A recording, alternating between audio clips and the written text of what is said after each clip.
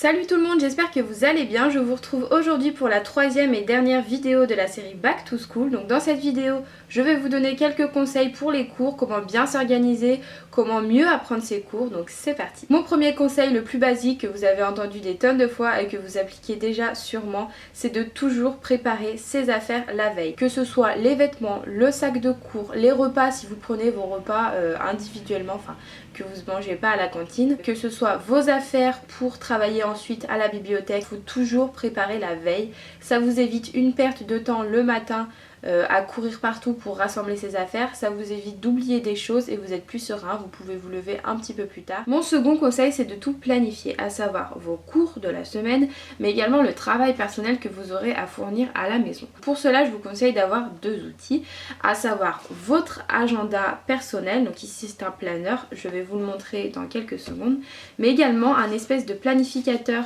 que vous laisserez à la maison et sur lequel vous pourrez noter tous vos objectifs de la semaine, le travail que vous avez à faire, etc. Je vais vous montrer comment je m'en sers. Sur le planeur, j'ai une vue mensuelle donc sur laquelle j'inscris les anniversaires puisque ça me sert aussi d'agenda personnel, mais également tous mes rendez-vous, mes examens, toutes les choses importantes. Et ensuite j'ai une vue hebdomadaire qui se divise en trois parties, donc le matin, l'après-midi et le soir, et sur lequel je vais planifier toute ma journée. Donc je vais inscrire les cours que j'ai, de telle heure à telle heure j'ai tel cours, le travail que je vais fournir, c'est-à-dire de telle heure à telle heure je vais à la bibliothèque, et ensuite les activités personnelles, le sport, mes sorties entre copines, etc. Donc je vous ferai une vidéo plus détaillée sur comment j'organise mes semaines dans mon planeur, ça viendra plus tard. Ensuite, sur le petit calendrier que je laisse à la maison et qui se présente de façon hebdomadaire également, je vais noter tout mon travail personnel que j'effectue à la maison. Donc c'est-à-dire lundi 12, je vais travailler tel chapitre, je vais faire la fiche de révision de telle matière, etc. Et comme ça, sur la semaine, je vois tous mes objectifs. Je trouve que c'est vraiment important de se fixer des objectifs pour...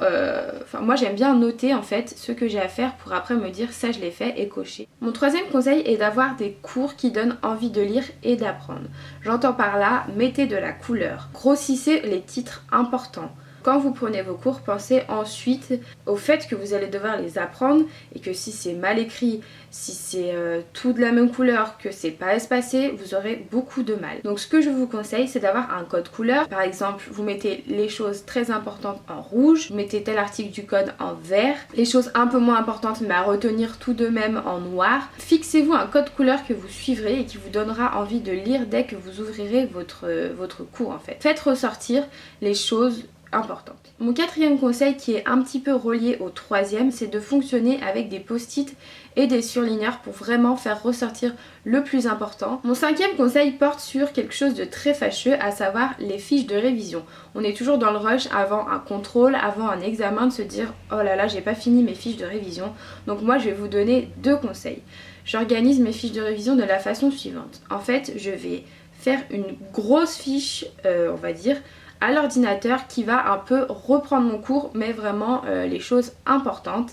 Et ensuite un petit peu plus tard dans l'année je vais faire une seconde fiche de révision et là je vais noter quelques mots clés, vraiment les dates importantes sur du papier cette fois. Arrivé au contrôle, je vais relire mon papier, me dire ça je connais, et s'il y a quelque chose dont je ne me rappelle plus, je vais reprendre la fiche que j'avais fait à l'ordinateur et regarder un petit peu, réapprendre, etc. Mon sixième conseil est un petit peu difficile à mettre en place, c'est en fait de relire chaque soir les cours que vous aurez le lendemain ou les fiches que vous aurez fait à l'ordinateur si vous suivez mon conseil précédent.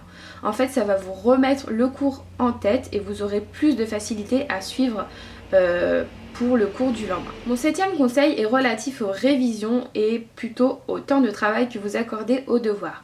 Donc en fait je vous conseille de vous fixer un temps de travail pour telle chose à faire et de ne pas le dépasser. Par exemple, si vous avez un exercice de maths, vous fixez 20 minutes pour le faire. Au bout de 20 minutes, vous passez à autre chose, que vous l'ayez terminé ou que vous soyez encore en train de plancher dessus. Le fait de changer de matière et d'y revenir plus tard, vous aurez la tête un peu plus claire, l'esprit, comment dire, vous aurez un petit peu réfléchi sans y réfléchir et peut-être vous y arriverez mieux. Je vous conseille également de vous accorder des pauses d'un petit quart d'heure, 20 minutes, comme ça vous revenez pareil, avec l'esprit plus clair. Mon 8e conseil est de changer régulièrement d'environnement de travail. Par exemple, si vous avez l'habitude de travailler à la maison, je vous conseille de temps en temps d'aller travailler à la bibliothèque. C'est une ambiance de travail différente et ça vous aidera à avancer un petit peu plus dans vos révisions. Mon 9e et dernier conseil est de faire une petite fiche à côté de votre cours sur laquelle vous allez inscrire les titres de ce cours pour savoir où vous en êtes, pour savoir si on vous parle de telle chose, dans quelle partie du cours ça se trouve. C'est toujours bien de connaître le plan de son cours lors d'un examen pour savoir sur quelle partie du cours on se dirige avec tel sujet, etc. Voilà, la vidéo est terminée, j'espère qu'elle vous aura plu et qu'elle pourra vous aider. C'est des conseils que j'applique depuis quelques temps maintenant et j'ai vraiment vu une différence dans ma façon de travailler. Donc j'espère que ce sera de même pour vous. Je vous dis à très bientôt pour une prochaine vidéo et je vous souhaite bon courage pour l'école. Bisous!